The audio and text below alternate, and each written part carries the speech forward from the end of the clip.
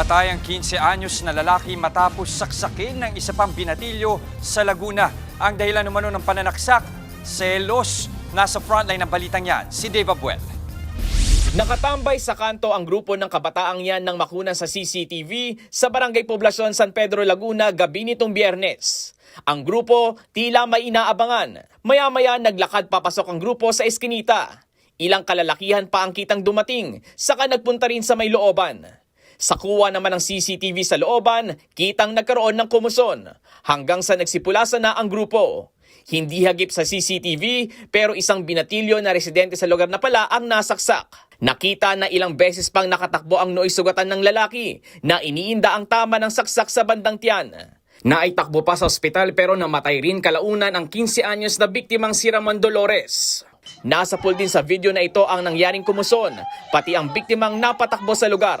Ang sinasabing nanaksak, ang binatilyong nakunan sa CCTV na ito na kumakaripas ng takbo palabas ng kalsada. Hindi naman lubos maisip ng kaanak ng biktima na matatapos lang sa pananaksak ang buhay ni Dolores. Pangarap pa naman daw nito maging mahusay na basketball player. Sabi daw po, kumakain daw po yung kapatid ko sa skinita. Nung bigla daw po na may dumating pong kabataan na nagpaplano na po pala talaga bago pa makarating dyan. Ang una po, nagkabati naman po, nagkaayos. Kinamayan po ng kapatid ko, kaso po bigla po siyang inundayan ng suntok eh.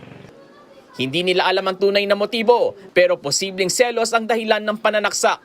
Ang sabi po ganun, sa babae daw po, nagselos daw po, yung nanaksak po. Pero hindi po pala kilala ng kapatid ko, yung babae. Hindi sila magkakilala ng babae? Hindi po. Kaya po, siya po agad yung humusga sa buhay ng kapatid ko. Naisumbong na ng mga kaanak ng biktima sa pulis ang pananaksak. Nagbabalita mula sa Frontline, Dave Abuel, News 5. Mga kapatid, Jess De Los Santos po ang inyong kasangga sa paghahatid ng balita para sa may alam at may pakialam. Para sa tuloy-tuloy na makabuluhang balitaan, mag-follow at mag-subscribe na sa social media pages ng News 5.